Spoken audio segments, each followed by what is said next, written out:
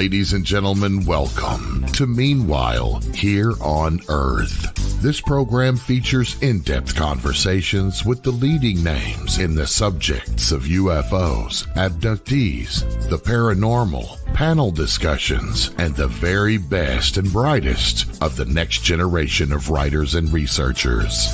Meanwhile, Here on Earth, the show breaking new ground in alternative talk with your intrepid host, veteran investigative writer and researcher, Peter Robbins.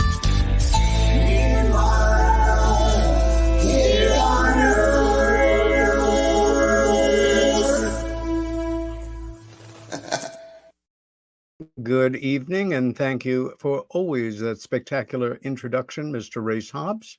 This is Peter Robbins. The show, broadcast live on Mondays, is Meanwhile Here on Earth.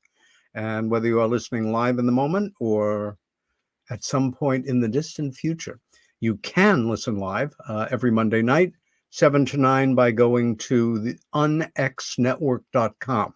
That's unxnetwork.com. And here we will be.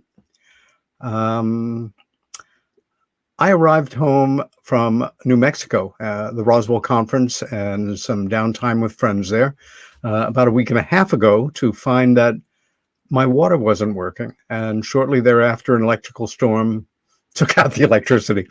And a few days of 19th century life, 18th century, 17th, hauling water and reading by candles and little electric lights, although that was cheating.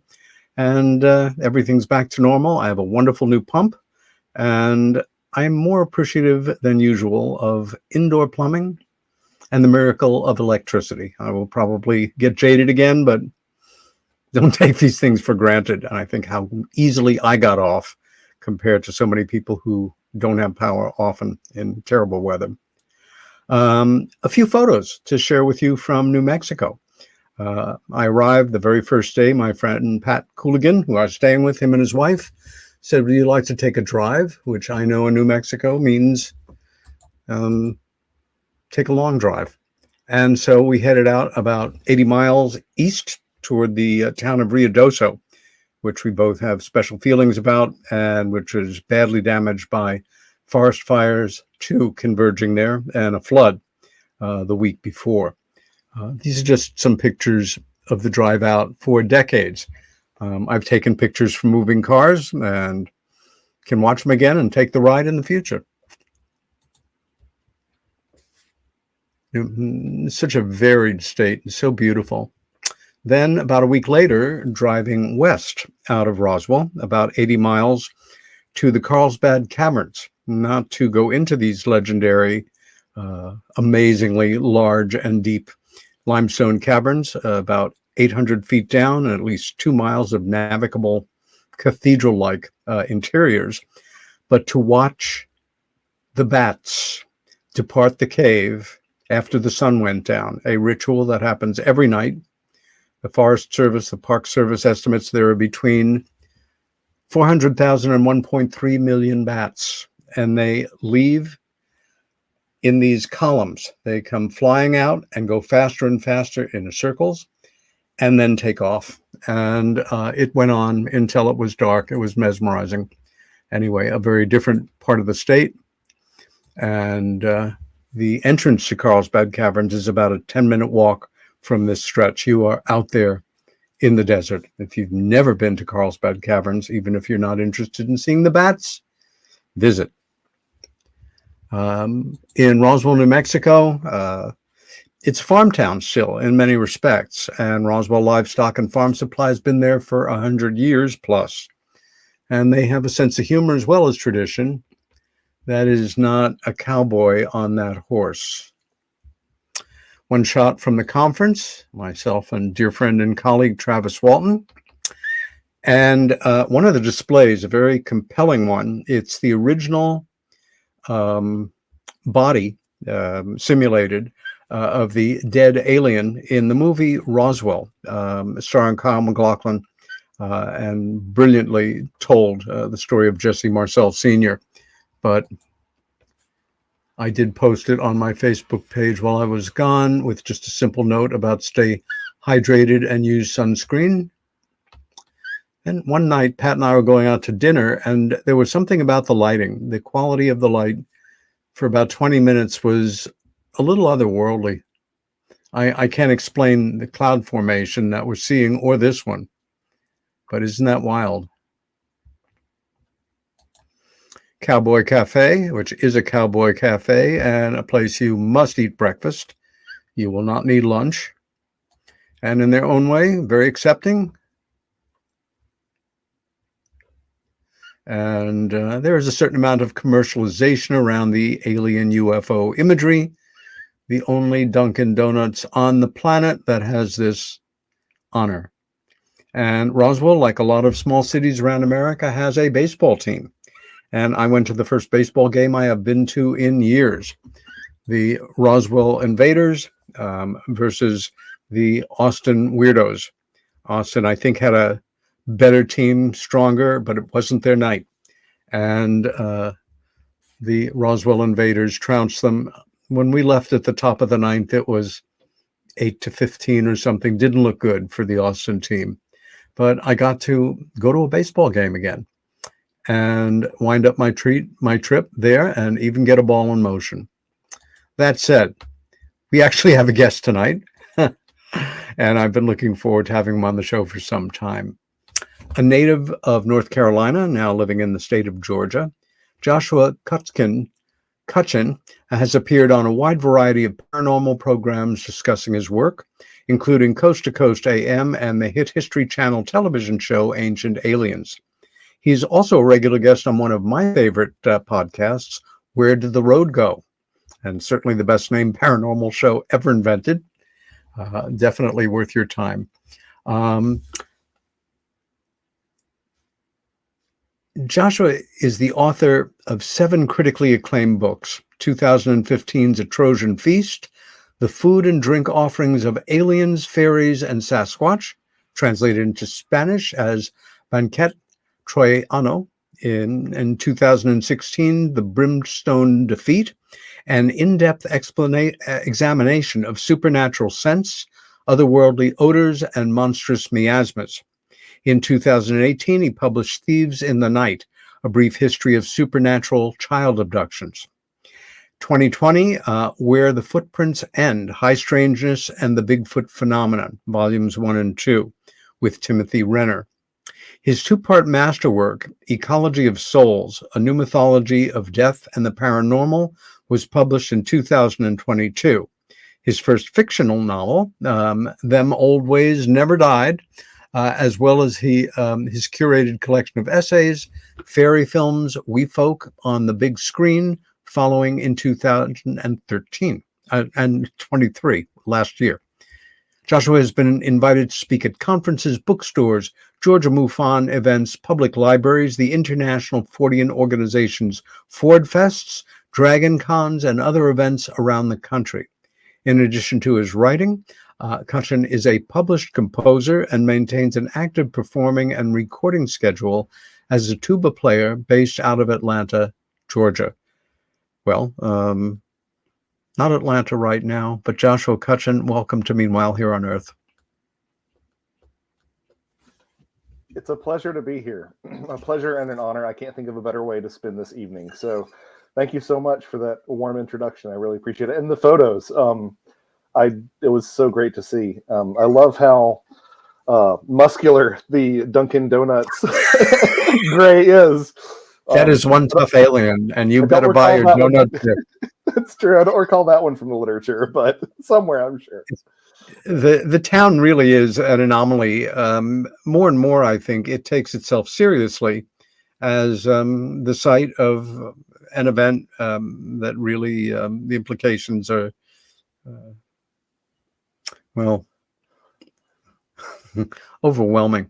And at the same time, the business community doesn't lose a moment capitalizing on, and it's all in good fun. There's nothing mocking or mean-spirited about it. And the festival is over the top, the conference is serious, and all get along great. Well, there's a great quote from the late Alan Rickman that I've sort of used as a guiding star over the years. Wonderful actor. he said, I take my work very seriously and myself not at all. So I think that's kind of the sweet spot that I try to hit, and sounds like Roswell's on the way to doing that as well. Your work has covered so many subdivisions of the paranormal, and some of them hardly explored by other researchers, authors, or investigators. Um, let's start at the beginning. And can you tell us a bit about your childhood, where you grew up, and your family? Certainly, I'd be happy to. I think that what really put me on this trajectory that I find myself on is the fact that I grew up in a very open household. I grew up in a Christian household, but it was not the type of Christian household that was very exclusionary about curiosity. By which I mean, there was no one telling me that ghosts weren't real, or that there was a biblical reason that Bigfoot couldn't exist, or UFOs, or anything along those lines. It was always really, it was really encouraging me to just read, and that was sort of the general idea. Is, if they saw me with a book, it didn't matter what the book was. It's like, well, he's reading, so that's all that matters.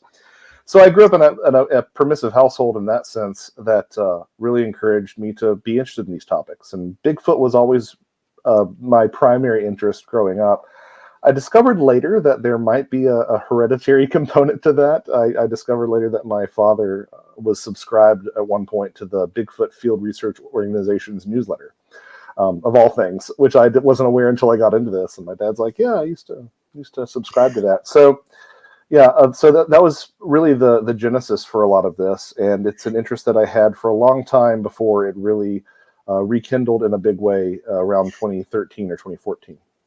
Do you remember whether or not it started, per se, with reading a particular book, watching something on television, or having something happen to you, or observing something in the outside world?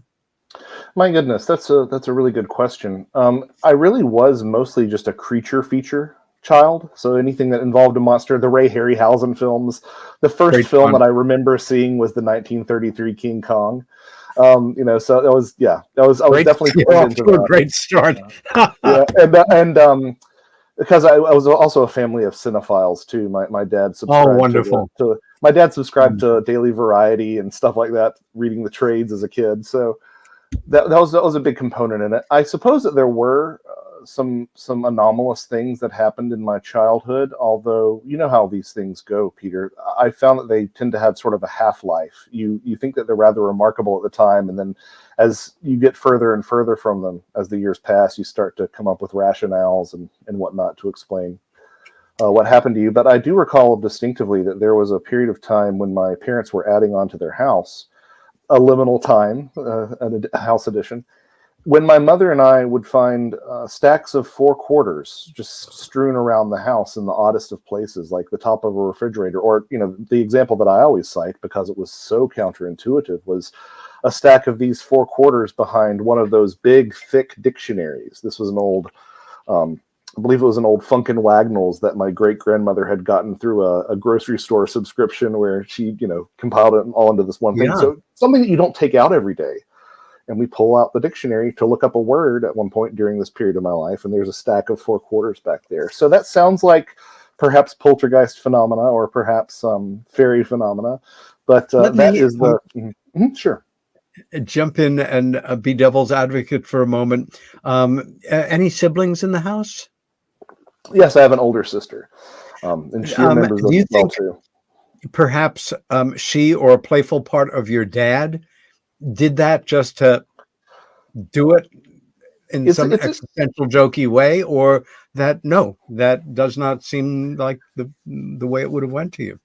I've talked about this on and off ever since it happened, and neither of them have ever come forward. So perhaps it is a long-standing joke. I can't rule out that possibility. But no one in my family has ever come forward to say that it happened. Again, there's the possibility that perhaps one of them was doing it and didn't realize it years later when it came back up. But I'm inclined to think that it was something odd. But, I exist, as we get into my work, you'll notice this too about me. I exist in a state of superposition about a lot of these topics and about a lot of these experiences. I have a very small basket in my head that says true, and a very small basket in my head that says false, and an enormous globe-sized basket in my head that says "interesting if true," and that's where a lot of my stuff resides. Yes, understood. You grew up in, was it a small town atmosphere or a rural atmosphere? It certainly was out of the way. It was not, a hustle bustle childhood in that sense. That's very true. Denver, North Carolina. There's a cheeky sign on the way into town that says "Denver of the East," but it pales in comparison to that. Very, very small town. It has since become something of a lake community, and the lake was there while I was growing up, but the amount of people who have moved there who are commuting to Charlotte now that the new infrastructure has been built is quite dramatic. So it was, while there was that lake aspect to it, a lot of my friends and a lot of people in our neighborhoods were rural families that had been there for generations. I mean, my mother grew up 30 minutes from there, my father 15 minutes from there, and it's, there are still, when I go back there relatively regularly today, there are still certain family names that you'll see on the signs of the shops that are names from the people who first settled there, like, ages ago. Yeah. So it is a small town atmosphere, although being an unincorporated town, it never really had that sort of small town downtown flavor to it. So it's more of a loose knit organization, I guess. As you grow older, were you actually thinking, I want to be a musician, or I want to write paranormal books, or did you have an idea in your mind of what you should do as a grown-up to make a living, to do the things you wanted to do? Well, I'll let you know when I get there, because I still don't feel like I'm a grown-up yet. But I remember, I wanted to be a zoo veterinarian at one point. I did ask my father at some point if I could be a cryptozoologist. Reading Lauren Coleman books and Patrick Weege books as a kid, I was like, can I be a cryptozoologist? Dad's like, no, you cannot be a cryptozoologist when you grow up.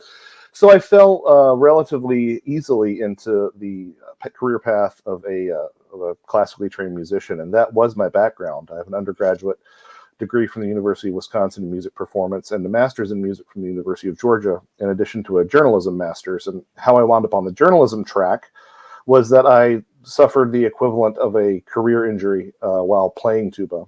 It has since healed in a remarkable way. A lot of it was just overuse, spending 8 hours a day playing, literally. But the switch to that second master's in journalism was quite natural for me, because the only person who really was encouraging me to go into music in high school was my band director. All my other teachers said, "Josh, you have to write." So it was just trying to be more than competent at multiple things, I think is a good bit of advice for people, and it's something that I've since taken to heart. I did not wind up on the classical musician train with a seat in an orchestra or teaching at a college, but what I do now is playing New Orleans music, and it's paying some bills, and it's an absolute joy. But as far as, sorry, go ahead. I think it's wonderful that you are a practicing performing artist, as well as doing your research, your authorship, your investigations. Some of the best minds in the UFO research community, are artists. Bud Hopkins was a good example. Timothy Good was, he's fully retired now, but a violinist and a violist who for many years played with the London Philharmonic and did session work with almost every great rock and roll musician you can think of over the years. It's wonderful not to have to give up one one dream for another, I guess, is part of what I'm saying. I had no idea that about Timothy Good, so thank you. That's a wonderful fact for me to remember. I mean, in my experience, if I immerse myself in either one of these two streams of my life too deeply, I tend to get sick of it. I tend to get burnout, and it's nice to be able to stop and say, okay, I'm going to focus on this other thing, even if it's for an hour or a day or whatever. It just really helps to sort of let off steam in that regard. I'm going to jump in and take about 3 minutes of your time to tell you a story I think you'll enjoy. All right.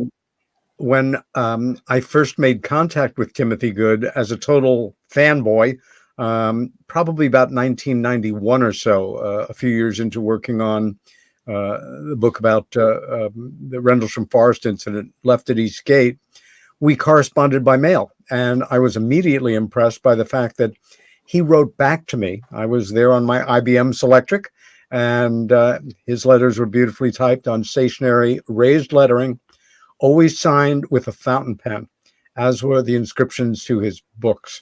And we simply had never met. And finally, some years after that, a few years, he said, I have time, and we're going to, I can take a break at a job that I'm doing.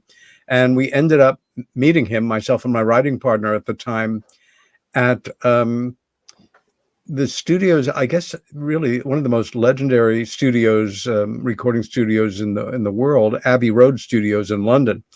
And walked up to the door. There was security and names on the list. Walk in, and walking toward us is a guy you would immediately recognize in any crowd if you had an idea of who he was.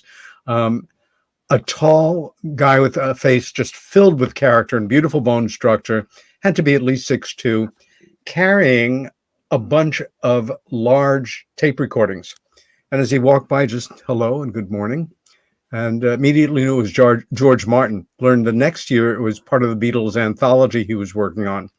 And we sat in the commissary, had a cup of tea, found out from the oldest lady behind the counter where the Beatles used to have their tea, and did so there. Timothy comes out, joins us for a cup of tea, and he says, I've arranged for you to sit in. I'm part of an orchestra scoring a film for the Spanish market, and the conductor has given us permission. And he walks us into a studio. It's the largest studio in Abbey Road. I forget the number, but it's the one that became famous for the Beatles recording All You Need Is Love in. And there's, I don't know, almost a 50-piece orchestra and a couch facing it. And every music stand is inset for a monitor to see what they're doing as they're scoring. They sat there for about half an hour, and they played for us. And another break, Tim took us to a room and said, you can stay here as long as you want. Leave everything as it is. You'll know where you are immediately, and I'll speak to you in the next few days.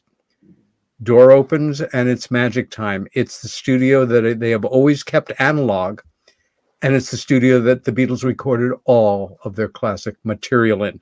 And there's John Lennon's piano, and that's how I met Timothy. Good. Talk about a class act. Yes, an accomplished musician, as well as I think the greatest ufologist in the history of the United Kingdom. We are off on a tangent, and it is your show. I want to go to that time when you thought to yourself, I'm ready to write my first book. What area of the unknown, of the paranormal, do I want to zone in on? And your first book, A Trojan Feast, and the subtitle says it all. It's like, I never in my life read a book on the paranormal zoned in on this aspect. Is there another book that even addresses this in the world of paranormal writing? There may be some arcane 19th century volume, but why did you, how did you and produce this unique work on this corner of paranormal studies? Well, in the years since, I'm aware that Preston Dennett has come out with a book about the topic specifically regarding UFOs. But yeah, that's a good question. Where did that feeling of, oh, I should or could do this come from? Because it's not a decision that one takes lightly. Because you do sort of get. I mean, it's improved significantly even since I've been involved. But there is a certain stigma that gets attached once your name is on a UFO book, right? And this is your first book, so it's going to really attach. Plus, again, there's the yuck beyond, wink, wink, nudge, nudge, flying saucers and little green men, paranormal smells, ha. Yes, 100%. And I'm relatively convinced that in the aftermath of this book coming out, it prevented me from advancing in some job interviews because I'd gotten to a certain point, and I guess someone decided that they should Google me, and then they found out that I was one of those people. But I was working a desk job at the University of Georgia. I was working as public affairs director at the School of Music. which, at the time was exactly the career path that I thought I wanted to be on. I was still recovering from this performance injury. I had this journalism master's and the music master's and the music degrees, and it was like, okay, I'm the person to do, arts media in an informed sort of way. But I quickly discovered that there were some dynamics there that didn't quite work. So I was sort of in the doldrums of that realization. And at the same time, the commute that I had was relatively significant. It was an hour each way. And I listened to paranormal podcasts. And, there's certainly been an explosion since then, but that back then it felt kind of like the Wild West. And I was listening to some shows that sort of ended up linking me to other shows. So I started with Mysterious Universe, and that took me to Micah's show, and then Micah's show took me to Greg Bishop's show, and then talk about jumping into the deep end of the pool, right? There's some pretty heady concepts that get discussed in those quarters. And Soraya's show. Soraya's show. I listened to Soraya's show before I was on Soraya's show. So I was listening to all this, and for some reason, I cannot tell you why, Peter, but there was always a factoid about Western European fairy folklore that always stuck in the back of my mind. I guess I was keeping it in the back of my mind in case I ran into a leprechaun or something, but it was that prohibition on consuming food in fairyland, that if you were to accept food from the good folk in fairyland, you would be trapped there forever. And that was sort of the headspace that I was in. And I distinctly remember one of my sisters-in-law gave me an Amazon gift card for Christmas or birthday or something along those lines. And I picked up a copy of J. Robert Alley's Rain Coast Sasquatch, which is an excellent, excellent book. Very well written. But I remember that there was discussion of one of the Alaskan tribes' Bigfoot analogs known as the Bequest. And it says right there in black and white, they say to not take food from the Bequest, because if you take food from the Bequest, you will be trapped with the Bequest forever. I said, wow, that seems that seems awfully specific to have appeared in Western Europe and then, on the Alaskan coast. I couldn't.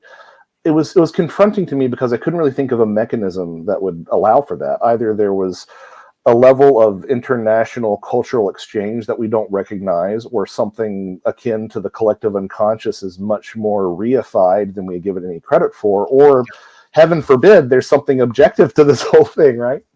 And I sat back and I said, well, someone should write a book on that. And I had that thought for like a couple of weeks, and I was waiting for Nick Redfern to come out with a book on it or something. And then I distinctly remember this moment where it was like, oh, is it supposed to be me? So telling tales out of school here, summers working at a university in a staff position are very dull. You do wind up with a lot of time to prepare for the next year, but you also just wind up with a lot of dead time. And the Trojan Feast was written during my last summer at working at UGA, and its release coincided with my resignation from that job, and I started doing a lot of private teaching and just playing more, because by that time a lot of my issues had recovered. Yeah. Good. And over time, it's become something that has been so well received. I mean, I'm so blessed to have such good feedback from people whom I was reading as a middle schooler, like Patrick Weege and Lauren Coleman, and folks that I hooked up with later, like Greg, and just the warmth with which people have received my ideas is something that I could have never hoped for in a million years. It must have been gratifying to see that first book translated into Spanish. Yeah, that really came out of nowhere. I'm not sure of how well it's selling in Spanish, but I have gotten some feedback here and there are a couple of Amazon reviews for it in Spanish, and I've since been reached out to by some people in the Spanish-speaking world who have expressed their appreciation for it, which is important. I mean, there are these cultural and language barriers between different populations that are seeing these things, and I think that doesn't necessarily help us getting to the bottom of what's going on. That's for sure. I agree with you. Your second book, once again, zoned in on a hyper particular in-depth examination of sense, Otherworldly Odors, Monstrous Miasmas, wonderful title. And I'm guessing Well, what I was thinking was your master's in journalism. What a wonderful thing to have as a researcher and investigator. A degree in journalism is very different than being a self-taught investigative writer like I am. And again, to have that tool, as well as I think that thing that artists have an edge on, which is that invisible divining rod. And it dips at a certain point. Maybe it's restructure this paragraph, or it's that inner voice that often informs painters, composers, song stylists, so to say. But tell us a bit about this book, and once again, the genesis of it. Was there an event or something that how did this one begin? Well, it's everything that you said, and it's also the fact that you don't get through 4 years of postgraduate work without enjoying the research process and without enjoying endnotes and footnotes. I kind of actually enjoy putting in endnotes and footnotes, which is I weird, agree. It's sort of a geek pleasure, and it's something that has served me particularly well after Left at Eastgate crashed and burned because a good deal of my co-author's material was exposed as fabrication and exaggeration, that there are hundreds of annotated footnotes on facts that run through the book that nobody's going to contest because I've checked out every one of them and the material surrounding it. Yeah, it's kind of a shame that we're seeing these things dissipate, books that come out on authoritative subjects with no index, no appendices at all, nothing. Yeah. Well, I don't want to get us off on a tangent, but I've been saying this in private, and I'm relishing, or I'm grateful to have the opportunity to say this to you in person. Is that I commend your character for the way that you handled that. I think that everything that happened with that, I'm sure it was devastating in a way, but to see you sort of rise above it and treat it with intellectual honesty and integrity has really been an inspiration to me. So put a pin in that. But yeah, I mean, the whole footnote, endnote, citation thing, it really does become a form of insurance in a lot of ways. And because I don't want to say, I want to say this is where this came from, and you can look at it, look it up, and go on your own tangent. And some of the most gratifying conversations I've had with people are people who have followed the endnotes and found an entirely new avenue of research, and that's the best feeling in the world. But the genesis for Brimstone Deceit, once I saw that how people were reacting to a Trojan Feast, it really did highlight an angle that could be approached, that all these topics could be approached from. And that's the fact that there have been these reoccurring things in all the paranormal literature. And if you read about everything under the sun that is quote unquote paranormal, from UFOs to Bigfoot to poltergeists to time slips to all, if you read about everything, you'll find these little sentences or these little paragraphs that people address and then they move on. And they never really take it apart and flesh it out and pull it apart and try to really get their hands around the entirety of that aspect. And a lot of these things show up across a lot of these different phenomena. And a guiding principle for me has been to take those things that people mention in passing, but don't want to jump into the chemistry or the science or the philosophy of smell, right? And to actually do that, say, okay, well, let's take this, let's find all the references I can to all these different types of smells, try to get a sense for the the overall trends that I'm seeing, and then do a second deep dive and educate myself about something that I know nothing about, like the chemistry and the science of smell, which was an especially interesting venture. But it is, as far as I know to this date, the only book that really does take a look at these smells and tries to figure out what they could mean. There are a whole lot of considerations and problems when trying to pin down what people describe as odors in these accounts, but I think I made a little bit of headway, maybe. The next subject you chose is one that's particularly chilling, because it can't not be. And anybody who has ever loved a child, a parent, an uncle, aunt, grandparent, just that phrase, child abductions, paranormal, not, I don't care, whether it's a ghost or a human. What? Yeah. This is a delicate area to tread. And of course, there's a deep tradition in the world of fairy tales and mythology of children being taken.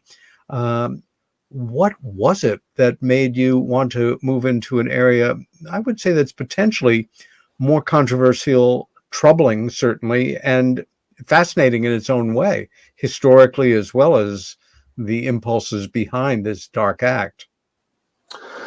Well, there were a couple of things, and I agree. I had multiple points when I was writing Thieves in the Night where I said to myself, "Is this something I really should be writing?" Because you kind of just there are certain points where you just want to take a shower after after writing it or reading it.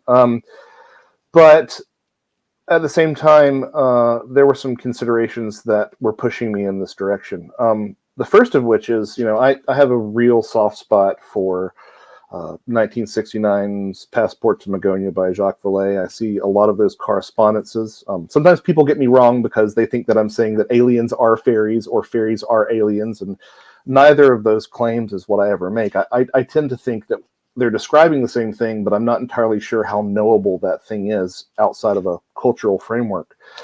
But keeping with that, true narratives have to sort of reconcile, right? So how does some aspects of fairy phenomenon show up in the UFO phenomenon? And if they don't, then maybe you should reconsider thinking that, Josh, right? So I always like to push where there's mush with any of my beliefs, be they religious or political or moral. I like to interrogate myself and see if I really feel the way that I feel about things. So Yep. I wanted to take a look at how the changeling phenomenon manifested in the UFO sphere, and to see if there were some correlations. I think some of the things in there do hold up. Some things are not as good a fit.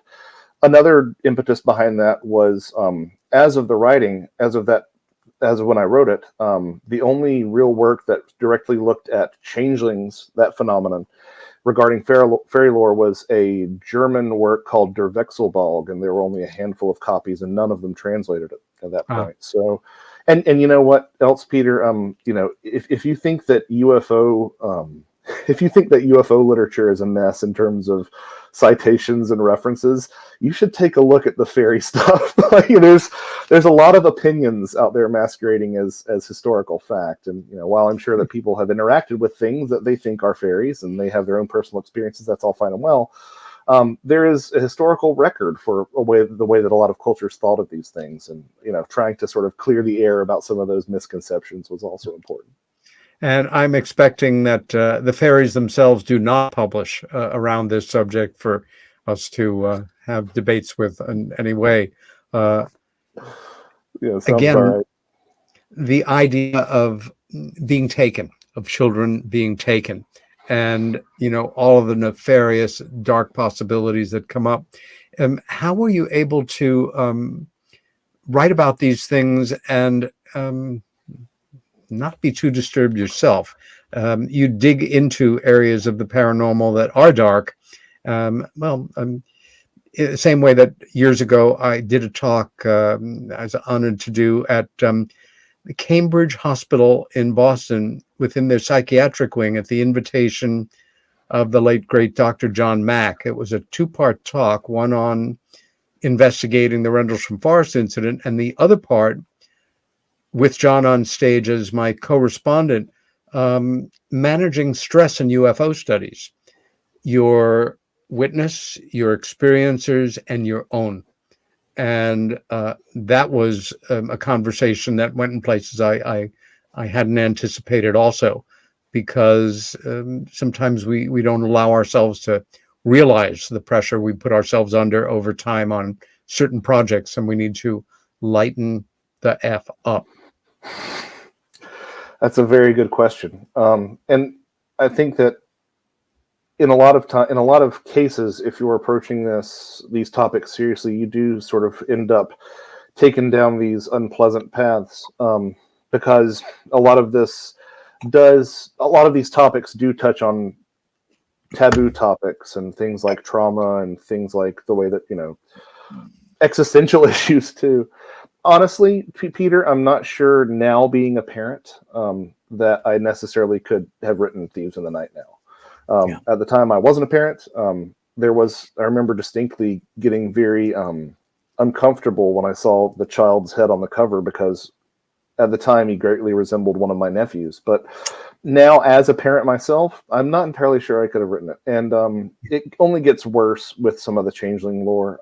One thing that I really do make a point to address in Thieves in the Night is the fact that a lot of the changeling folklore was basically an excuse for infanticide.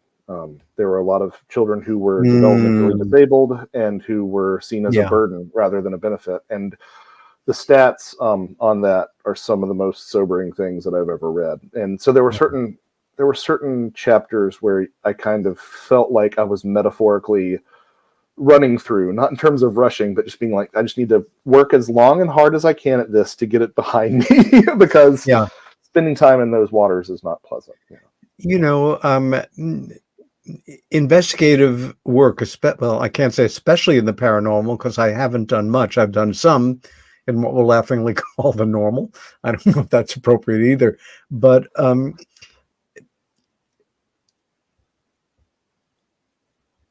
as Clint Eastwood says in Dirty Harry, words to the effect, it's a wise man who knows his limitations. When to have the good grace to yourself to just back out or wind it up. And in what you're doing with these books, as far as I'm concerned, for those that are interested in following your research and adding it to what they feel they know in an area that continues to interest them, it's a public service in a way.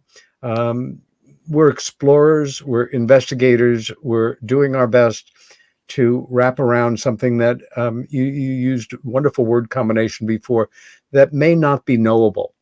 And we human beings, especially some of us, we approach every mystery almost like a criminal investigation. We're going to get to the bottom of this damn thing. We're going to figure it out, when it may not be figure out a bull.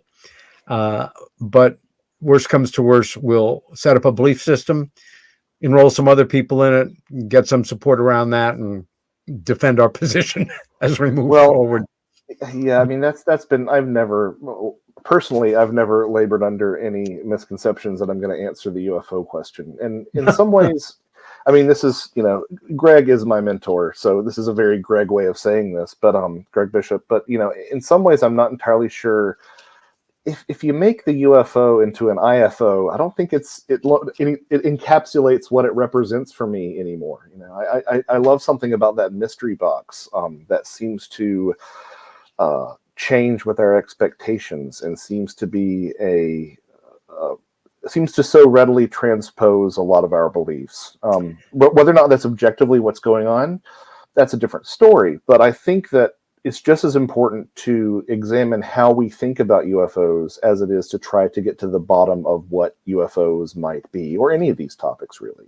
That and, this sort of oblique service angle that you were alluding to. I mean, I as someone who hasn't had a ton of experiences with this stuff, I've had some, but as someone who hasn't had a ton of experiences with this stuff, I had no idea how closely I would resonate with the people who had. And to be able to have those people who come up to you at the conference and say that they were better able to integrate their experience because of something you've written. I mean, that's a reward that I never could have anticipated going into this. And it's a genuinely good feeling. It really is. I think when we talk about what's now UAPs, which is a bit of license with language that I absolutely understand, a new term needed at a certain moment in the history of UFO studies to replace the arcane from 1956 UFOs. But we are then talking about phenomena. My major interest in the world of UFO studies has been that narrow band that covers machines made of metal from parts unknown coming and going with impunity under intelligent control for, again, reasons we can only guess at. So I guess it's a more focused, level of study. Yours is more sweeping. And once again, I want to go back to Bigfoot here because your two books on the subject. Um, I didn't read them all, but it's it's it's just something I've never really studied. Of course, I have many colleagues who have, it's what they do. Mhm. And what is the closest you feel? Have you been out in the field at all, or just researching in the sense of once you've gotten into the world of Bigfoot studies, that you have been out in the forest, that you have possibly seen things or the remains or a sign of or what have you? How, talk about that, if you would. Certainly. Well, a lot of the reason that I ended up writing Where the Footprints End with my good friend Timothy Renner is that, and I'm sure you've experienced with this with the UFO thing too, is that there are certain skeptical arguments that you do resonate with, I think, from time to time. And the We Bigfoot, have to be our own skeptics, or yeah, somebody's going to do it for us. right. Well, I mean, that's the essence of critical thinking, right? And there have been things, even though, as I expressed to you earlier, Bigfoot was my first love, so to speak.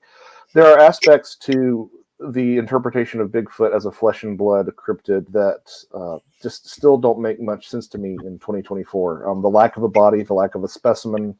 Um, I'm aware that people don't often run across mountain lion and bear carcasses, but we have in the history of humankind, and we're still lacking on that Bigfoot body. And I know that there are some people who would claim otherwise, but generally speaking, there are certain skeptical arguments that I ended up resonating with. Is it And fair to say that, of course, they, in terms of the forces that be in humanity, the ones who keep the secrets, the ones who monitor uh, what they feel may be troublesome if it's accepted by wide ranges of the population, and in this case regarding Bigfoot, that there may well be evidence, but we never get to see it, that it is, like the thumb of an alien, a generic gray, or a carburetor equivalent from a small UFO, a flying saucer. mhm. We don't have that come up in the world of conferences and research that's ever proved to be seriously worthy of the attention that it would make. Um, Many tantalizing fragments, certainly, but the people that that are out in the field, um, what what's the most memorable thought that you have of a researcher, an investigator, somebody who you have to say, I'm hearing you say this, I'm watching your face as you say it, I hear the emotion in your voice, you seem to really feel this happened to you, and maybe Mhm. it did, that kind of moment. Yeah, well, so I've had a handful of Bigfoot experiences myself. I've never seen anything like that. A quick rundown of my own before I address what you just mentioned. Uh, I was having a honeymoon in Blue Ridge, Georgia. We were getting ready to move stuff out of the car. The night before, I was drunk in a hot tub, yelling and hooting and hollering across the valley, trying to deliberately make Bigfoot noises. And we go out to the car to load up the car the next day, and there is a basketball-sized rock behind the rear driver's tire. And we're at the top of a driveway that, I mean, it's not quite 45 degrees, but it's incredibly steep, about 2 to 3 tenths of a mile. I wouldn't have come up there in the middle of the night and done that. I couldn't have gotten into my parking spot if I'd driven over it. Like, it was like wedged behind that tire. So it seemed like sort of a message. I have heard an interesting snort and something shuffle away from me on 2 feet at Timothy Renner's research site in Pennsylvania. That was interesting. The most recent thing that's happened to me, and this doesn't sound like a Bigfoot. I tell this to people, and unless they're like really into like the strange Bigfoot stuff, it doesn't sound like a Bigfoot thing. But one of the things that John Keel talked about in regards to monster sightings, which was sort of his catch-all term for things like Sure. Bigfoot, was the sound of infants crying and car doors slamming.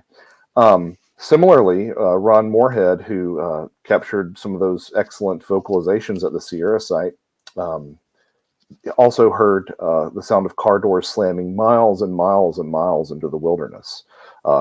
at and it just so happened to be at a site of incredible Bigfoot activity. Whether or not these things are capable of mimicking to that degree, that's something that, if you appreciate the flesh and blood hypothesis, seems to be a possibility. But we can sort of say that it seems to be something that is associated with Bigfoot experiences. And just recently, this past May, I was at a Bigfoot location again in North Georgia, about 15 minutes down a poorly maintained road that you had to cross private property with permission to get into. And we're sitting there, and I hear a car door slam.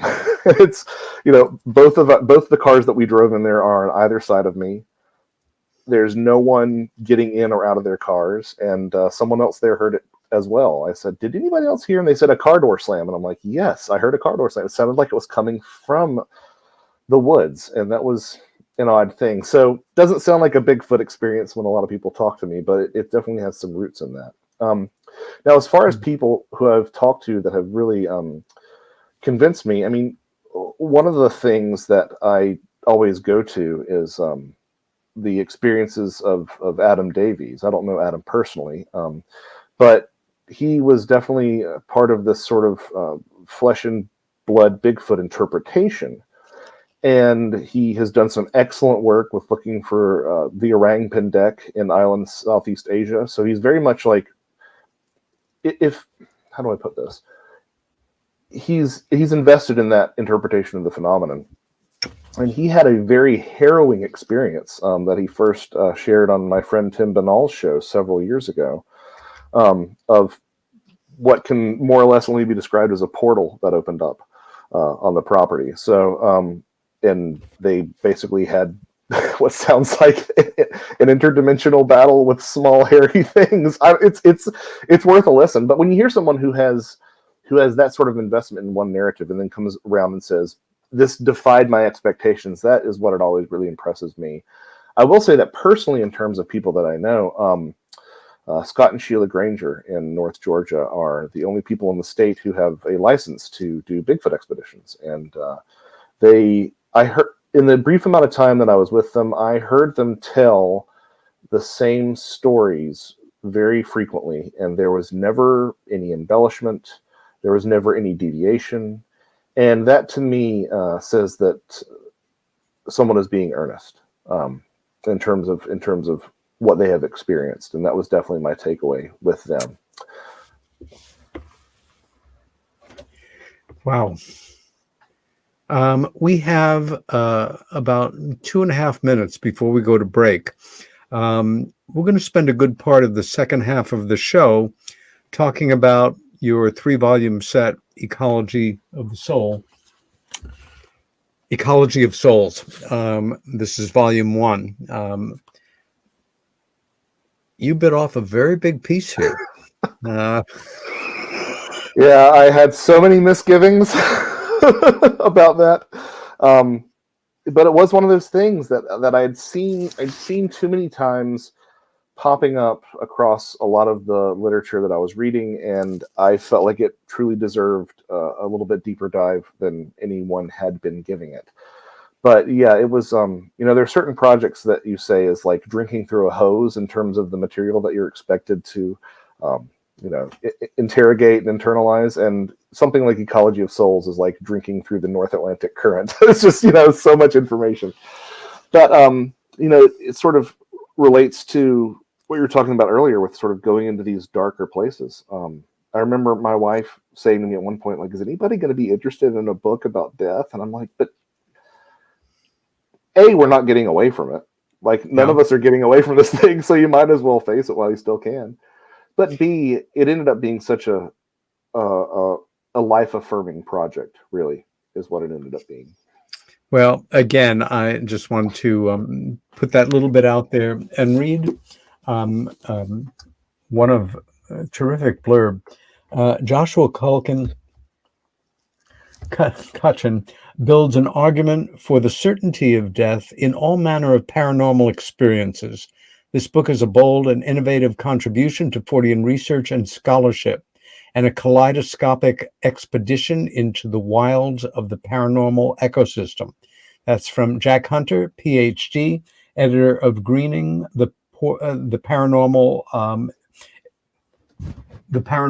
exploring the ecology of extraordinary experience, and that's quite a rave. Yeah, I'm very grateful to Jack for his endorsement, and my ghost hunting friend Alex Matsuo also offered one, and much to my surprise, Dr. Jeffrey Kreipel, I was not going to approach Jeff because I thought he had no idea who I was, and a mutual acquaintance of ours made the introduction, and Jeff was more than willing and had some kind things to say as well, and it's been a good relationship with him since then. So again, it's one of these things where I just feel so blessed to have met the people that I've met over the course of this journey. And that's a perfect place for us to go to break. This is Peter Robbins. The show is Meanwhile Here on Earth. My special guest tonight is Joshua Cutchin. We'll be back in 4 minutes. Don't go away. We'll go away.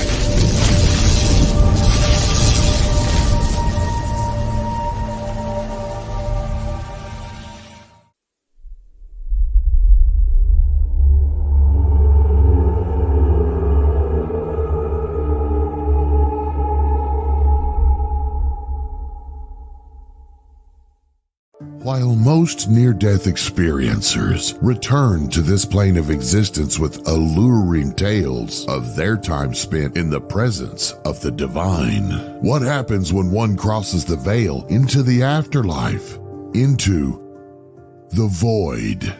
In the new book, Dying to Meet Them, Mindy Toutfest describes her journey to the afterlife after a devastating aneurysm, how a strange turn of events would lead her to spiritual growth, divine healing, UFO experiences, and a greater understanding of the universe. Get your copy of Dying to Meet Them today at Amazon.com or visit unxmedia.com for more information on this book and more amazing selections from UnX Media Publishing at unxmedia.com.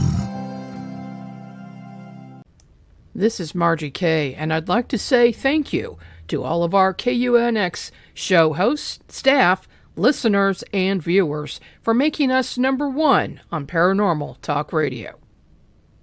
This September 6th through the 13th, join with like-minded souls in the experience of a lifetime on the Royal Caribbean Ovation of the Seas as we travel from Seattle to Alaska. Internationally renowned researchers, investigators, experiencers, authors, holistic healers, contactees, spiritual luminaries will sail on an extraordinary voyage of transformation. This cruise will explore UFOs, alien contact, cover-ups, ancient mysteries, the paranormal, holistic healing, and spirituality. Experience engaging lectures, one-on-one sessions, private, custom-tailored excursions, and a nightly UFO watch. The cruise is booking up fast. Go to contactatsea.com and be sure to mention the UnX Network when you book. That's contactatsea.com or phone 336-749-1219. That's 336-749-1219.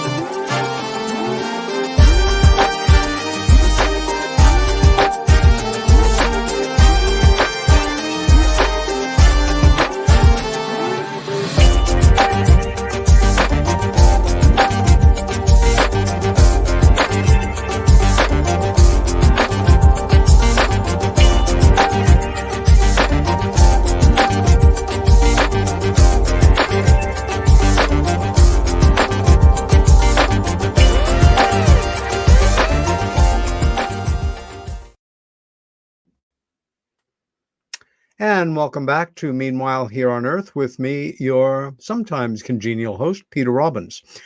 Before we return to our guest, I just wanted to add an addendum onto my opening remarks. This afternoon, a good friend of mine and I took a drive about an hour to a beautiful town called Hammondsport, New York, where there is a regional museum that we had both wanted to visit.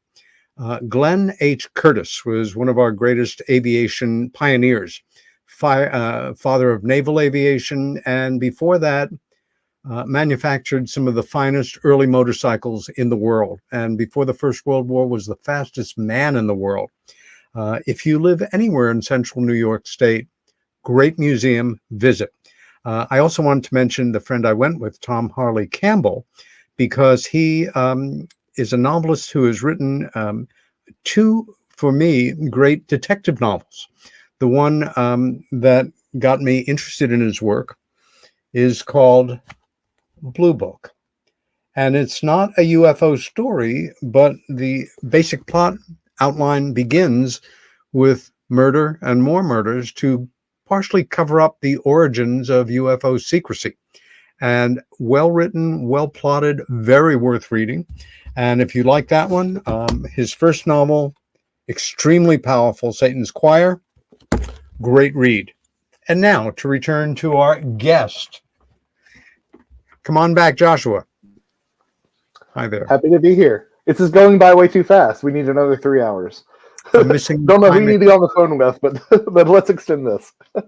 I want to begin this hour by reading the liner note on the back of the Ecology of Souls, the first of the 2 volumes, A New Mythology of Death and the Paranormal. And this is how it reads. We live our entire lives knowing that death awaits us. The hopeful believe, they insist, that some part of us endures after we make our final transition. Their convictions are corroborated by eyewitnesses who swear to have seen spirits of the dead haunting the living, and even appearing during alien abductions. Is the UFO mystery reaching out to us from beyond the stars or from beyond the grave? The staggering implication demands not only scrutiny of the UFO phenomena, but nearly every unexplained mystery haunting us today. In this in this first of 2 volumes, Joshua Cutchin takes readers on a methodical journey through ancient traditions to lay the crucial foundation for a new mythology of death and the paranormal. Welcome to the Ecology of Souls. I sweated over writing that back paragraph so many times because it's so hard to summarize something that, I mean, the final product ended up being about 260,000 words. So trying to pitch that in a paragraph is a bit daunting. Yeah, it's something that I'd had this as an idea a long time ago, ever since I heard that haunting observation from Anne Strieber, who, after receiving all the correspondence in the wake of communion, wrote, Whitley, this has something to do with what we call death. And so that was something that you don't quite overlook lightly. But then there's some scholarship that I've always been drawn to that sort of pointed me in the same direction. The work of Kenneth Ring, also the work of Eddie Bullard, who I think is one of the unsung heroes of ufology. His work, and Harvey Simon Wilson's work on the similarities of Eddie shamanic Bullard is also one of the greatest folklorists we've ever had. Yes, and he was kind enough to again, the warmth with which people greeted me on my entry into this field. Eddie was kind enough to write a foreword for A Trojan Feast as well. So anyway, I've just always had a real affinity for his scholarship, and it seemed to me like you could put some of the UFO literature into dialogue in a better way with the work of Bullard and the work of Ring. And also, there's something that, and this is by no means, so I don't want this to be misconstrued, but there's something that sort of got left on the table with Passport to Magonia. Dr. Vallée made such a thorough and prescient set of observations regarding similarities between older ideas of spirit contact, fairies specifically, and the UFO phenomenon. But if what would a passport to Magonia from the year 1300 have looked like? You know, if there had been somebody wanting to do a comparison of fairies to older beliefs, what would that have looked like? And as it turns out, fairies have a long-standing association with the human dead. People would become fairies, or the fairies would take them to the afterlife, or, you know, most commonly, people would go to cavort with the fairies at a dance or in one of the fairy palaces, and they'd see a dead neighbor or a dead loved one or something along those lines. And if the transitive property holds, and fairies have an association with the dead, and aspects of the UFO phenomenon have similarities to fairies, then there should be a connection there as well. So originally that was the quaint idea that I had, is I'm just going to write a quick book in and out about about UFOs and death. And the more I pulled on that thread, the more I found that it did touch on a lot of things that I had taken for granted, things that I never thought that I would have the chance to write about, like ley lines and ancient megaliths, but also things like altered states of consciousness and the shamanic angle, NDEs. Obviously, there's a lot of different things that connect to this persistent specter of death that looms over our lives. I want to read some of the entries in the table of contents of Volume 1 to give folks an idea of the territory that you cover here. Near-death and out-of-body experiences, psychopomps, we'll come back to that, soul traditions, fairies and the dead, fairies and death traditions, altered states of consciousness, shamanism, mountains and monuments, death roads. That's a lot of hyper-specific research, point by point by point, building a case. Can you give us, as condensed as possible, sense of where the narrative in Volume 1 takes us? Yes, sir. Well, Volume 1 really was an outgrowth of the original quaint book that I thought I was going to write, because it became rapidly apparent that I had one of two options. Either I could write the UFO book and make constant digressions about these ancient ideas of the soul and psychopomps and all these things, or I could just write a book that's all preface to that. And then once you get to the UFO book, which is really what the bulk of book 2 is about, then you would sort of have all that background, and I wouldn't need to explain things like polypsychism and the idea of the soul as small, or things like that. The general thrust of it all is sort of building a case for the way that we often looked at these older interactions with whatever this other side is. And, you can say interdimensional, that's fine by me. I don't distinguish much between that and an other world or an afterlife. There are the obvious fairy connections that we mentioned. The near-death experience chapter is sort of a literature review, and also bringing people up to speed on the work of Dr. Ring. One of the things that I found most rewarding over the course of writing Ecology of Souls was this idea of the psychopomp. And there are certain motifs that are very persistent and consistent that you'll find in the psychopomp traditions. Psychopomp's one of those words that people know even if they don't know that word. These are folk figures, deities, even natural phenomena and animals that are tasked with leading human souls from this world into the next. And the most famous examples would be the Grim Reaper, or Charon, the Greco-Roman ferryman crossing the river Styx, or Anubis in the Egyptian tradition, or Hermes in the Greek world. And in some ways, this was something that was left on the cutting room floor of one of my other favorite books, George P. Hansen's The Trickster and the Paranormal. I think it's an excellent book that I return to time and time again, but there isn't much attention in that book. There's a little bit, but not much attention in that book given to the fact that a lot of these psychopomp characters embodied trickster attributes. I mean, Hermes is a classic example of that, both trickster and psychopomp. And again, if tricksters are somehow related to the paranormal, then it should stand to reason that psychopomps are as well.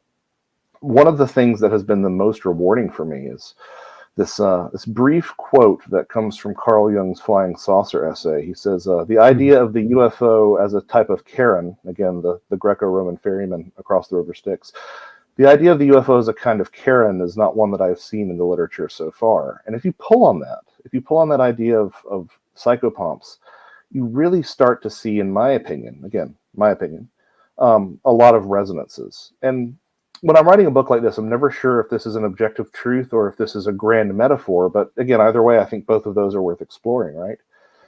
And it just seems to me that a lot of aspects about the modern UFO mythology, not using that term pejoratively, mythologies are very important to me and very real to me,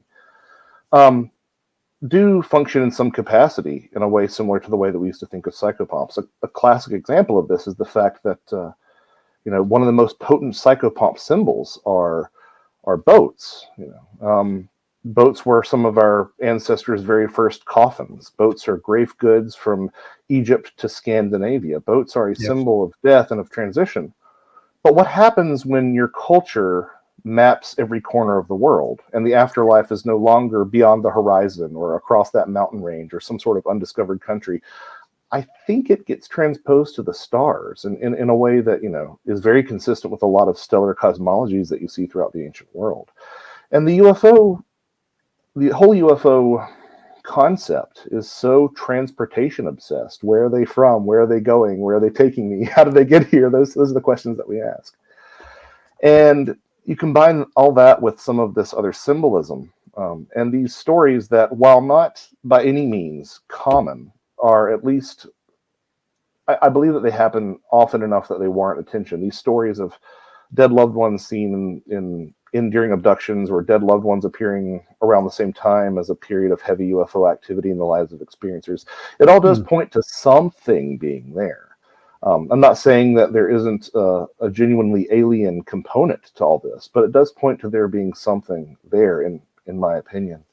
One other thing I will say is that if you look at the psychopomp traditions, speak to the UFO phenomenon in different ways. I mean, there are a few psychopomps that, regardless of culture, are pretty universal. I mean, they're very widespread on a lot of continents. Two of those are the sun and the moon. So long before we thought about little green men, we were using glowing orbs in the sky as vessels to transport souls to the other world. Another psychopomp figure is a bird, right? Because birds and owls specifically have a lot of death connotations, which brings up the work of my friend Mike Clellan. So it was a sort of it's almost fractal, the way these different alleys that you have to end up exploring when you're tackling something this broad. Do you feel at the heart of all things, based on your experience, your studies, your grounding in the Christianity that you grew up in, that, for lack of a more descriptive phrase, the soul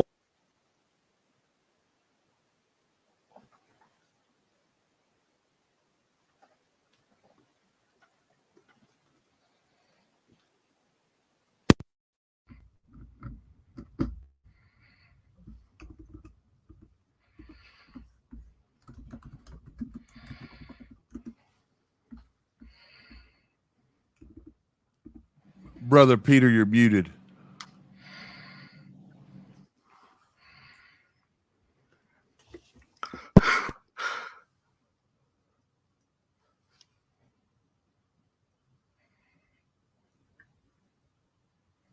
You remuted. What is your thought? There you go.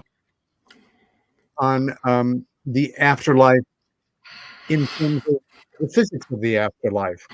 Is it something as real as water boiling at 212 degrees Fahrenheit, or a lot more subtle? Or can you talk to that? I mean, that is the end-all point. Does it all stop, or do we go on? And in the case that you're making here, how is that interrelated with the UFO UAP phenomenon? Well, if you look at this from a strictly Christian perspective, which I don't, I've had a lot of folks get to the afterward, which is the first time that I come out and say, "Hey, I was raised a Christian." I try to divorce that from my work, but for the Christians in our audience who are trying to reconcile these things, we don't really know a lot about what the afterlife is supposed to be like according to the scripture. A lot of our Christian concepts of what the afterlife is like basically come from early church fan fiction. It's Dante and things like that. Yes. So that never has been much of an issue for me. And I think there's a lot of room for there to be some very mysterious mechanisms at work and at play. I will say that I've often and long been sympathetic to ideas around reincarnation. The work of Dr. Ian Stevenson and Jim Tucker is really, really good. And I recommend that anybody who hasn't read any of that, please check it out. At the same time, there is this sort of refrain that you find in a lot of the UFO literature, it's especially all over the contactee literature, of reincarnation specifically. And that helps for me, that sort of helps make sense of some of these cryptic statements that experiencers have aboard these craft. Things like, oh, you'll be like us one day, or you are the me within thee. Like these very sort of non-dual, dualist monism kind of philosophical phrases that pop up.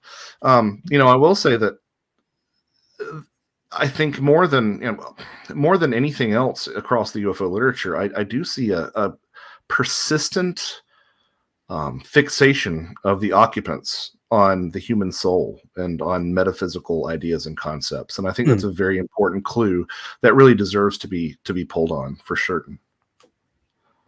I guess that's not really much of an answer. I asked you an impossible question.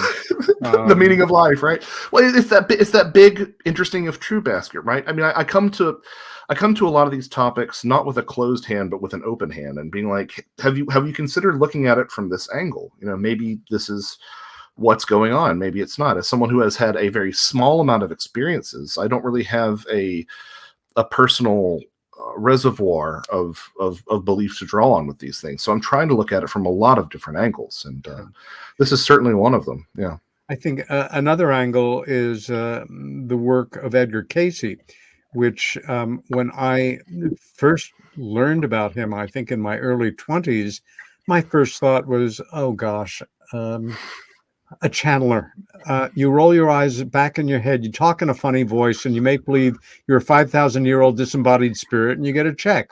I just thought of it as something that was nonsense until I started to read his work, and more specifically, his secretary, who for most of his life was his son, Hugh Lynn Cayce, and more than 40 years of casework, of confirmations, of healings, of things that I couldn't wrap my quasi-scientific way of thinking around.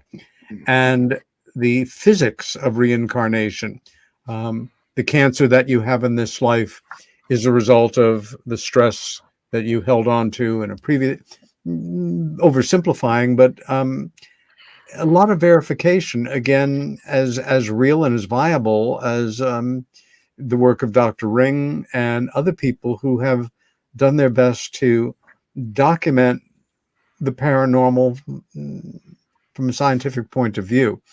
It's very challenging. As far as the afterlife goes, I can tell you, based on my lifetime experience and growing up in the Reform Jewish tradition and having walked through India as a young man with a pack on my back, and Afghanistan and Pakistan and Nepal, and having had a lot of experiences of one sort or another, I am absolutely convinced that I do not know what happens to us after we die.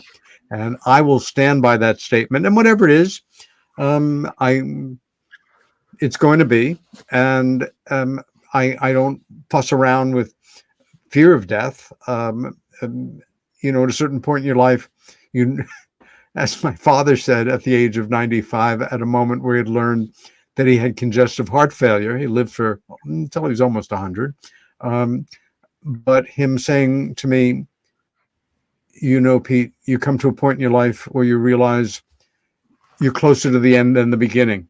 And it took a great deal of self-control to not laugh very hard, in the best sense of a loving son, of, you think? And,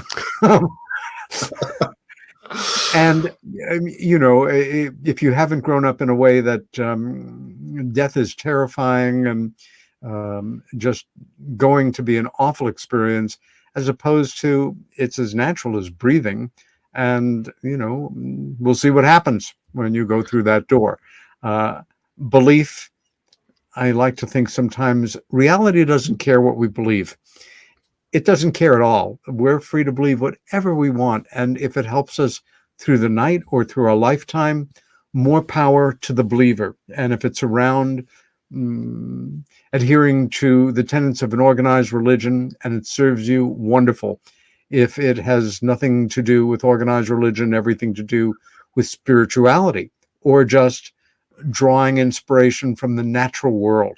And whatever serves you, again, I guess we will all find out in our own ways, as everybody that has come before us, what happens when you go through that door. Well, what you said brought a couple of different things to mind. I mean, the first thing that I would start with is that, I have often had a long, much the same reaction that you had to the channeled works of Casey or something like that. I've had some of that same reaction that I've noticed in myself, but also these stories that, make me kind of cringe when I hear them at the UFO conference of pre-birth memories. And, I was a ball of light hanging out with the Greys before they helped me reincarnate. And very much I just can't deal with that. I'm sorry. I don't deal with it. And who am I to, say that it's not exactly the way that it is, was, and always will be, or, somebody else's theory and longing and belief or fear or whatever being put into the form of an actuality and something that may not be understandable. Well, so I have that same reaction too, but here's what I came personally to realize, Peter, is that these stories aren't going anywhere. And I feel like I've got to do something with them, right? And again, with me talking earlier, like pushing if there's mush, or, in the words of one of my inspirations, Terrence McKenna, if it's real, it can handle the pressure. Is there a way to make these things play well together? So that was sort of an impetus for this project, but also what I soon discovered is that, if you look back at the UFO phenomenon, which didn't arrive on our doorstep in 47, I don't care what people say. In terms of the ancient world, it was certainly perceived as something religious or spiritual. Oh, yes. Even the early UFO era is a spiritual pursuit. You've got Wayne Aho, and it's almost like an offshoot of spiritualism and theosophy. So, the contact movement there, right, of the late 50s and into the 60s certainly had, welcome the Space Brothers. That wonderful longing for that new pantheon of gods to help us out of the mess we have gotten ourselves into. And the old-fashioned churchy God isn't assisting us out of at any discernible speed. Exactly. There's a sort of there's a welcoming presentness to what people were experiencing or wanting to reach out and experience with all that. Sure. But here's the thing that I've realized is that, like, I think all this talk of souls and death, I think it's all just talk around surrounding consciousness, really, when you get right down to it. Because there does seem to be some sort of consciousness aspect at play in the UFO phenomenon. And, exactly.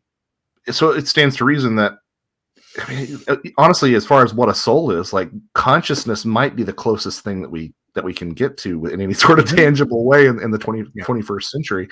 Yeah. But there's one thing, and so you see these consciousness effects upwelling around UFO contact, and these are things that we would normally ascribe to things like hauntings, poltergeist phenomena and these appearances from the dead. But there's one persistent refrain that I found across all of these different things, and it's this phrase that I use several times in the book, which is "die to death." And what that means is to come to grips with the fact that you are going to die, and to no longer be fearful of it, so that you can actually live a meaningful existence here. And that's what you see. That's what you see in these John Hopkins psilocybin trials using mushrooms for terminal patients. That's arguably what the Eleusinian mysteries were all about. That's literally the message, or one of the messages, that were obtained by people in Ray Hernandez's free study. Yes. And I think it's foolish for us to ignore that clarion call, because it is such a useful tool for us to use. I think in a practical, everyday way as well, if you are one of those people who has fought to be living a life in good part of your own choosing, of doing something to make a living that you not only don't dislike, but that you actually enjoy and feel challenged by when things are going well, and to live a life that's balanced between contributing and fully enjoying it. A life with some built-in adventure of things ideally to always look forward to, even when things are dark or still or not the way you want them to be. Joseph Campbell's following your own bliss. And if not following your bliss, doing your best to do no harm. And again, that Campbell phrase, and it goes back to the Odyssey, becoming the hero of your own life. And that's not an egoistic thing to try to aspire to. It's living a full and good life for yourself and everyone around you to the greatest degree that you can. And then in a certain moment, you realize, hey, what just happened? Oh, did I just die? Well, how about that? Well, and it's I think you're exactly right, because I think there are certain, I would say, this is just where my head is at right now with another project, there are certain story beats that the universe wants you to accomplish. Like when you wind up in the belly of the whale, the architecture of the universe wants to have you have that rebirth moment. I mean, there's another conversation we could have about me going into rehab for alcoholism before writing this in the year of 2020, where I really integrated a lot of that Campbellian stuff, and that's the only reason that I've been able to surmount that. But I think that's important, and a big part of this too is the way that a big problem that we have in this culture is the way that we have tried to sanitize and ignore death. The things that you should not talk about at the dinner table with guests. That's right. Politics, sex, religion, and death, and UFOs, right? Like those are the things. I was about to say a slight variation on the same thing. I often joke with people that this is life over here, but here's the special department, and sex, death, flying saucers, and the implications thereof, that. Western culture has a big problem. And you know as well as I do, better probably, that it's getting better. The temperature in the room the temperature in the room has changed significantly. I think that there's a lot of resonances to unpack there. And you mentioned Western culture. I think that's something else that I found over the course of this project is that the extraterrestrial hypothesis, and I know that you're an ETH sort of fella, so I'm not stepping on your toes, Peter. I respect you to the moon and back, but it's just one very conservative in a way. One of a number of realities that I am quite convinced is real, but understood. Well, and there's certainly a stellar shape to this whole thing, whatever it is. Like that's definitely part of this. But there are a lot of I feel like one of the problems that we have with a lack of diversity in ufology is that when we constantly frame this stuff within the ETH, there are communities that don't necessarily think of these phenomena in that way. And so they hear us talking about some of these things and they say, well, that's not what I've been experiencing. And that certainly was what I noticed over the course of writing Ecology of Souls, was that, there are a lot of communities. The two that spring to mind the most for me are Indigenous North America, a lot of RD6 Killer Clark's work, and also, at this Southern Africa, a lot of Cynthia Hines' work. A lot of these indigenous communities see this stuff and they don't think about people from another planet. They think in terms of ancestors and things along those lines. And I think that's an angle on this that I think deserves to be amplified in the West. Not saying it's an objective angle, but I think it's one that deserves some attention in the discussion too. Yeah, one could say the same thing about Native American Indian tribal traditions in this country, and really Mesoamerica. Just choose your original culture or more original, and you will find embedded in it similar myths, morality tales, even recycling of earlier myths from other cultures, as we find, in Judeo-Christian tradition as well. I want to take a moment and once again go to Ecology of Souls, but this time volume 2, Okay. and go to your table of contents here, because once you honed in on the UFO subject, after what we laid out at the beginning of the show, of this hour, your specificity is really worthy of respect. Ufology and the overworld, alien abductions, star shamans, aliens and the dead, Whitley Strieber, the soul craft of UFOs, aliens as the other, aliens as ourselves, cryptoids and other uninvited guests, and on from there. Let's start with an individual, somebody who is as well known in the field of UFO studies and experiencers as just about anybody, and that's Whitley Strieber, in great part, of course, because of the tremendous kind of crossover impact that his book Communion made when it was published in 1987, followed up by quite a good movie starring Christopher Walken as Whitley, and Whitley's continuing developing relationship with these other intelligences. He was a guest on this show just a couple of months ago, and we first met in 1987, not long before his book was published. But because I was Bud Hopkins' assistant at the time and confidant in these matters, I was aware of what he was going through to a fairly good degree, starting well beforehand. And it's not talking out of school. Whitley was suicidal. He, thanks Bud for helping him save his life and encouraging him to excise these experiences in the most natural way for him, an already established, respected, successful writer of, mostly Gothic fiction. That's the way a lot of us thought of him. And then becoming literally overnight the best known American writer to make the claim that he has had these experiences that Bud had pioneeringly documented so well. What drew you to Whitley, and what do you have to say, to sum up what your observations about him and his experiences in that particular chapter to share with our audience? Well, I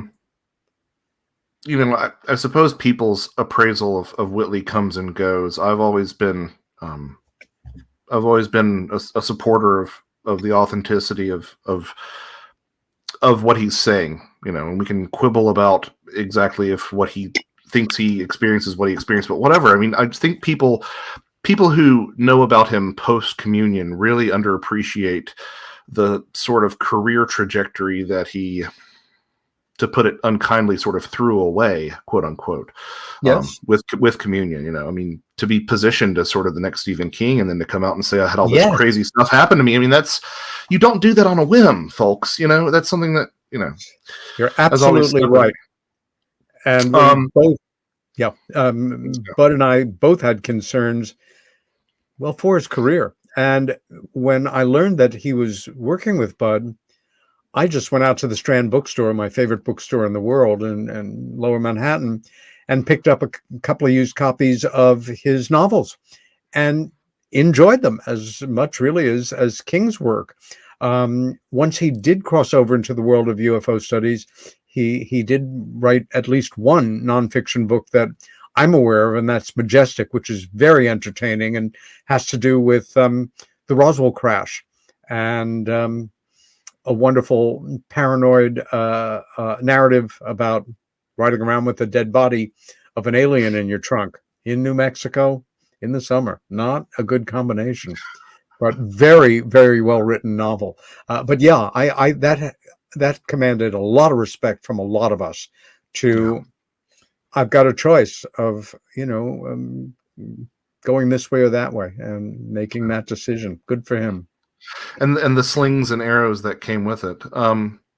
So you can't write a book about UFOs and the dead without looking at the whole of Whitley's body of work, because it snakes its way. This concept snakes its way through all of his stuff. As early as Communion, he's entertaining this idea that it has something to do with all of this. Obviously, that became even more reinforced with that quote from Anne, which is the epigraph for my book, and Anne is mentioned in the dedication along with Terence McKenna. Yeah, but I noticed that she was a lovely woman. It really does sound like it. I really just said, okay, I've just got to dedicate a chapter to Whitley and try to pick out all the death bits, and I still didn't get them all, but as many as you can. And I thought you did well.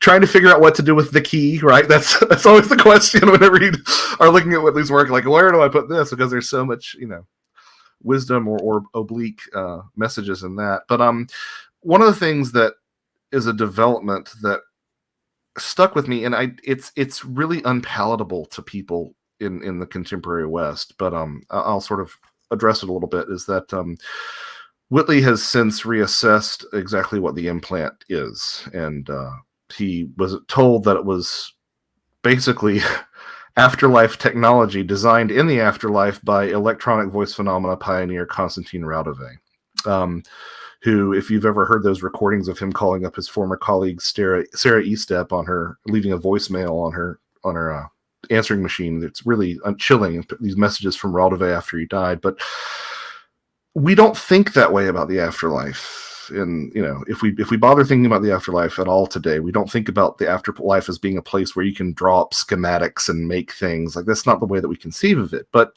that's really actually an ancient idea. To the Egyptians, when you died, you went to the Tuat, among other places. If you weren't a pharaoh, we can get into the nitty gritty of that. But the point is that the Tuat was a place where you would have to go to sleep and wake up and work and go to worship and eat and drink and do it all over again the next day. Similarly, some ancient Chinese mythologies also describe the afterlife as sort of a mirror of the Chinese Empire, and it's had all the sort of mundane day-to-day activities that we would have had in that capacity as well. So the idea of an afterlife that is not static and is capable of technological development is something that you see across a lot of different cosmologies. And this is an idea that I was surprised to find really, really early in the ufological literature. Sir Victor Goddard, I believe, was the one he gave a talk in like the late 50s or the early 60s about the possibility of these vehicles being basically transportation that was designed in the afterlife to pierce the veil. And it sounds so nutty to a lot of people nowadays. But again, if you look to these indigenous belief structures, like, they've kind of been suggesting this for a long time. A lot of these sort of indigenous traditions that we were talking about that bring ancestors into the mix don't really make a distinction between ancestor and craft and occupant. They kind of all sort of, that sort of mash together. But, there's also some of the things that you can gain from looking at some of these ayahuasqueros and some of the people who were administering ayahuasca in the Amazon basin, who talk about the way that the UFO phenomena sort of integrates into that. And there was a fascinating quote by one of the most visionary artists of ayahuasca imagery, the late Pablo Amaringo. I'm not sure if you're familiar with any of his art, but it's stunning stuff. And he has painted what basically look like flying saucers in these visions of otherwise, very jungle-oriented ayahuasca imagery. And when pressed on what they were by Graham Hancock, he was said that, they're vehicles that were made for making that transition from this other world to our world. And of course, ayahuasca is, the vine of souls or the vine of the dead. It's another instance of how death gets pulled into this conversation all the time. So yeah, it's just something to consider that was sort of an outgrowth of that Whitley chapter, is that, we don't really hear about the possibility of afterlife technology from a lot of experiencers today, but that's something that, as of the time that I wrote it, Whitley was entertaining that idea. Yeah. I mean, it's just, again, that's why I kind of have to say, I don't know, because there's so many dimensions to a lot of these interpretations that I am ill-equipped to pass judgment on. You know what I mean? I do, and you said it so well in the first half of the show. There are things in so many words that may not be knowable, and we either accept that or we bang away at the universe and demand answers that won't be forthcoming. In the time we have left, there are two other books that you've written that I want to spend some time on. First, it's wonderfully titled "Them Old Ways Never Died." What was it like making the transition from writing nonfiction to fiction? Simultaneously harder and easier. Harder because I don't have to cram 4,200 endnotes into it like I did for Ecology of Souls. I'm sorry, easier because of that. Harder because you're staring at a blinking cursor on a screen and being like, where does this stuff come from again? But there were a couple. I mean, it's in some ways it's like a 400-page therapy session. But it also I wanted to. This is something that I always have wanted to do. I mean, as I told you, I grew up in a household that also had a lot of love of cinema, and my favorite fiction isn't about the thing. Like the thing, the topic of the film or book is just a framework for talking about the human condition. There's a consistent metaphor that you can graft onto a completely separate issue and it still functions well, right? So that's one of the reasons I never wrote fiction, is because I didn't think I could do that. And at some point I got the stupid idea that I could do that. It ended up turning into Them Old Ways Never Died. So that was part of it, just to see if I had the ability to do that, to put out something like that. Would you take a moment to describe the basic plot of the story that you've constructed? Yeah. It takes place over... it jumps through time. There are at least two narratives that wind in against each other. One that begins in 19th century Ireland, and one that is happening in 2020. Although there's some interstitial stuff in between there that encompasses the intervening time gap. But it's about a musician who is basically forced into solitude. With his addiction during the pandemic, and he soon realizes that the property that he is on is not as uninhabited as he thought it was. And the implications of how he has to overcome that intersect with the older story from Ireland. And there were a couple things that I sort of wanted to accomplish with it. There's a wonderful book, my favorite book of fairy fiction, called King of Morning, Queen of Day. And it's so hard, it's so difficult to find good fairy fiction that is actually faithful to the folklore. And I wanted to see if that could work. So that's part of it. And I don't think that's a spoiler if anybody knows anything about my work. Of course, I'm going to throw the fairies in there, right? So that was part of it as well.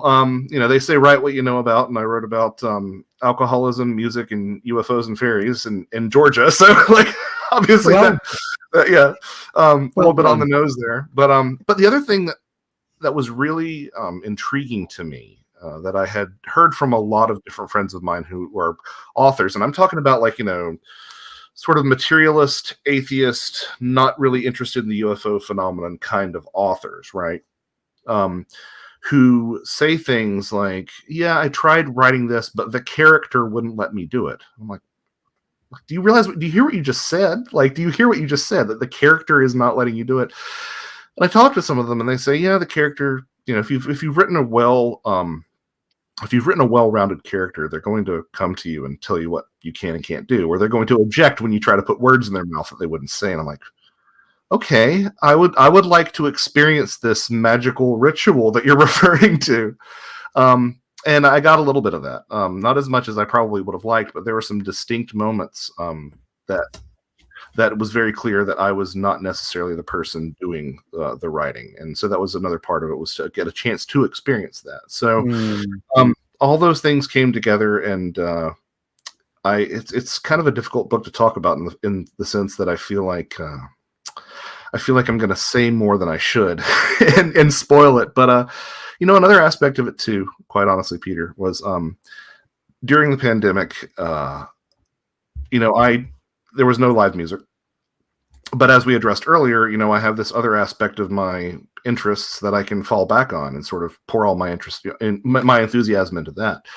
But I have a lot of friends who the only thing that they did, or the predominant thing that they did, the only thing that they did was music, and the predominant thing that they did was live music. And there was such a palpable feeling among musicians in my circles that I really wanted to capture and sort of freeze in amber that sort of as a testimony to what we as musicians were going through during the pandemic. And I know a lot of people went through similar things, but performing arts there weren't a lot of options to do something else.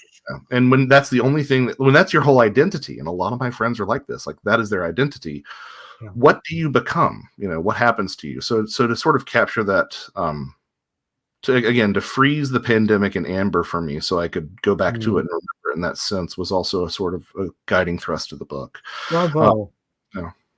So it was fun. I'm glad I'm as I said, it was simultaneously easier and more difficult than anything else. So we'll see. Maybe I have a couple of ideas that I'll revisit down the road with fiction, but for right now I'm back on the nonfiction. Speculative nonfiction is what I call it. The speculative nonfiction train. Yeah. Going back to the family's affection for the world of film, and what a wonderful atmosphere that was for me also to grow up in. Your book, and again, hyper-specific, as a movie maniac and a film lover from childhood on, I thought, isn't this interesting? I'm not somebody that usually goes in for fantasy fiction. And I thought I have not gone out of my way a lot in my life to watch movies that talk about, fairy tradition and the like. But what are a few of the films, one or two or three that you really feel capture some of the mystery, adventure, charm, anxiety, that feeling of lore where, you can feel the mist in the background and begin to, if not understand, that combination of be informed and entertained at the same time about this whole tradition? That's a good question. So part of the thrust of this project was to emphasize how much we dismiss fairy folklore as a culture, but how much it still pervades everything that we do. And I don't say that lightly. I mean, there are plenty of words that we still use that are that come directly out of the fairy tradition. The word stroke, for the medical condition, was part of the fairy stroke. The term cobalt, both the color and the mineral, was related to the kobolds in the mines that would you'd be pecking, and you'd hear them tapping as you're pecking away at the ore. The words blast, blister, and blustery all share the same Germanic root, because if you offended the fairies on a blustery day, you'd get hit with a blast of wind, and it would give you a blister, known as the fairy blast, which was like an injury caused by the fairies. So we're dealing with this fairy language all the time. And I wanted to say, so how do you write a book about that? Maybe it's a coffee table book, I don't know. But you can sort of take another example of this, which is how often these fairy motifs appear in film, and we just sort of gloss over them and don't quite appreciate them for what they are. The resulting collection of essays is kind of a shaggy collection. There's some cheeky bits in there, and there's some more scholarly bits in there.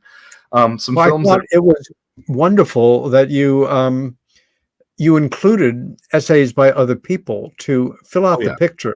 It reminded me a bit of the brilliant move some years back,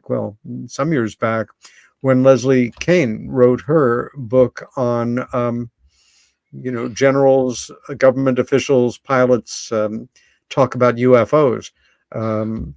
It was so smart to turn it over to experts, authorities, experiencers in a very nuts and bolts term. about this phenomena. And I thought it was a very good move, and informed what I was learning in the book as well.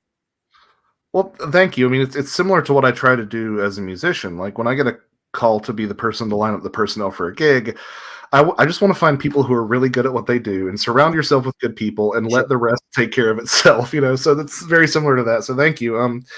You know, if it had just been me, I wouldn't have picked Rocky Horror Picture Show to do a comparison with Faeries, and I wouldn't have picked Dune, and I wouldn't have picked this. My friend Ren Collier wrote an essay about fairy lore in this Japanese horror film called Marabito. Just these things that would have never really drifted into my awareness. So that was a big reason for it. My essay was on the 2013 Dutch film. It was actually nominated for Best Foreign Language Film at the Oscars, called Borgman. I don't know if you remember that one. I never saw it. It was simultaneously lavished with praise and scorn by critics, because you know the critics who sort of felt what it was supposed to be more than tried to make literal sense of it gave it a better reception. But quite frankly, I don't think that the film makes any sense unless you view it through Western European fairy folklore. And then like it becomes, for me, clear as a bell. So I tried to provide, there's probably a more sophisticated way to have arranged my essay in that, but I tried to just do a beat by beat chronological, here are the considerations for this film, and sort of provide a roadmap for that. But you know, the absolute diversity of perspectives in this and the types of films that got brought in was really wonderful. There's a Jack Hunter's, you mentioned Dr. Jack Hunter would blurbed Ecology of Souls. He included excerpts from a previously unreleased Brian Froud interview. Brian Froud, who was the visionary artist who designed a lot of designed the creatures for Labyrinth and the Dark Crystal. It is an interview in the book, and Simon Young, who is a fairy scholar whom I admire greatly, sort of performed a rescue of Disney fairies. You know, those of us who are interested in fairies say, "Oh, well, fairies aren't like the Disney fairies," and Simon comes along and says, "Yeah, but we should not dismiss the Disney fairies so quickly." So, it just ended up being a real grab bag of different intersections. The essay that stayed with me the most, for personal reasons, was the one on the film starring Jennifer Connelly when she was quite young, and David Bowie. Jennifer had been a student of mine when she was 12 years old, an art student. No way. And, I remember saying goodbye to her and her mom right at the end of the summer of, early 80s, when she was heading off to her very first film job that summer with her mom as her chaperone. She was 12 years old, and that was Once Upon a Time in America. Yeah. What? One of the best films ever made. Right there with you. I mourned when Sergio Leone died. Well, sorry. So the non-chronological cut, the director's cut. Not the, you don't even talk about that silly theatrical one. We're talking the 3 hour plus, do it the whole way. And as far as I was concerned, De Niro was a Jewish gangster. He always makes it work for me. But it captured some of the charm, some of the mystery. Again, for me, the novelty of seeing this wonderful young actress who I knew before that really held my attention. But one of those things. Can I ask you right now, what are you working on at the moment? Because we are coming into our last minute or two. Oh, wow. So I'm kind of playing one of them close to my chest, but I think it sort of illustrates my perspectives on these things. You know, I mentioned how Ecology of Souls is presenting an opinion, a possible angle, but one of my personal projects that I'm working on right now could probably not be more diametrically opposed to the thesis of Ecology of Souls, and I'm looking at. I'm very much interested in the intersection between fact and fiction nowadays, and I think that might have something to say about the UFO phenomenon. Not in a debunking sort of way, but in sort of like a weird good for you. manifestation kind of way. So I'm punching above my weight because there's a lot of philosophy and history of imagination involved, which is not exactly the waters that I swim in, but I'm doing my best with that. But the other project that I'm really proud of is partnering with my editor and collaborator, Barbara Fisher. Barbara edited my last 2 books. She's a dear friend, and she somehow roped me into writing the definitive guide to anomalous light phenomena, which... And on that note, we have to check out Joshua Cutchin. It has been a pleasure, and our time has gone much too quick. Keep doing what you're doing, man, and stay safe and stay hydrated. Thank you so much, Peter. It's been a pleasure and a privilege. Back next week, again, Joshua Cutchin, special guest. Meanwhile, here on Earth, the show, Peter Robbins, the host. Over and out for now.